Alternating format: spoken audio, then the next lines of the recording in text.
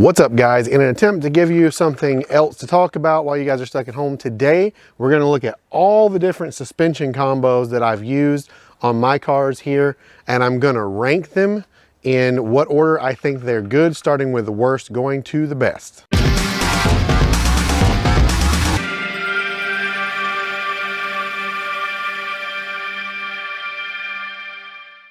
So to start off, some of you may be surprised to find out that the 99 had the worst suspension I've ever used.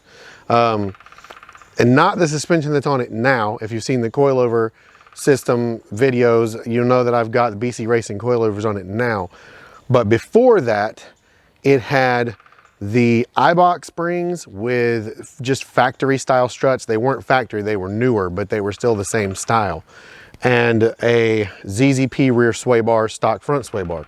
That setup gets the bottom slot for mainly one reason alone, and that is the uneven ride height. The fact that I had to use spring spacers in the back just to level out the car. I don't know what happened with the R&D for iBox, but they completely screwed up the W body springs, and the rear sags really, really low, and then the front sits about equal to where DNA springs would sit it. But the spring rate was also kind of soft, so it bottomed out really bad. So just in general, not a good suspension at all, and not something I would recommend for much of anyone. And speaking of DNA springs, coming in second to last is the current suspension that is on the 97. This car has, once again, stock style struts and DNA springs. Now, I did have to cut one coil off of the rear springs. I talk about that in another video. And it wasn't exactly a bolt-in suspension setup, but I like the ride height the way it is, and it is nice and firm, which is good, but the stock struts are definitely not enough for DNA springs, and because of that, it's very bouncy. So that's what earns it the second to last slot in this rating. For second and third place, I kind of have a tie, but I'm gonna go with the 03 first, the W Body Tech project car. And that is because if you're looking for something very performance and sporty, this car turned out really good. This car also has DNA springs, but it has AGX adjustable struts paired with it. It also has the BMR rear control arms and a few other things going on. But this car, very firm as far as a non-coilover car goes, but a lot more controlled than the 97, a lot less bounce. This would be a good street track setup if you don't want something that you're going to have to do a lot of adjusting to, or something like that, like the coilovers. It's comfortable enough, you can drive it around.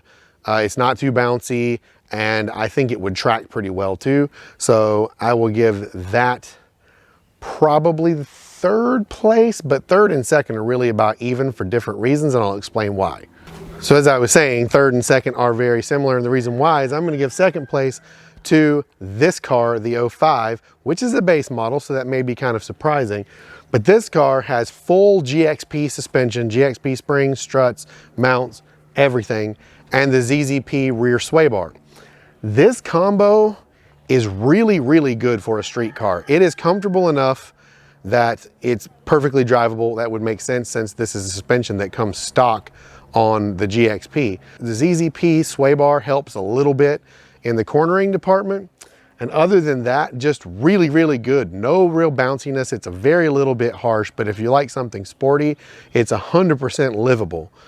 And just a really good, reliable, sound suspension system with zero problems and zero headaches that fits like stock.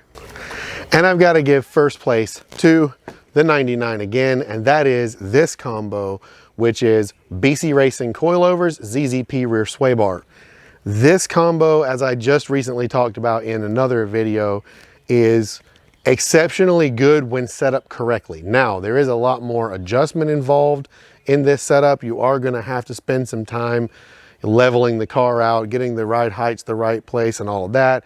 And then you may have to play with the coilover adjusters to get them where they're supposed to be. And like I said in the other video, basically anything above 15 clicks from full soft is pretty worthless.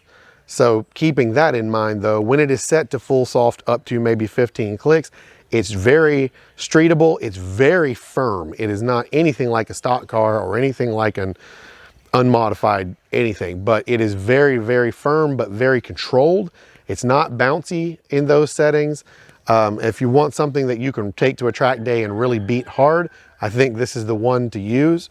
And it's just a little more work. So it really depends on what you're looking for as to whether these are the right thing for you. But out of what I've used and what I've got, I have to say I like these the best. So there you go. There's my rating of all the different suspensions that I've used on all of my Grand Prix that I have here, including the W Body Tech car.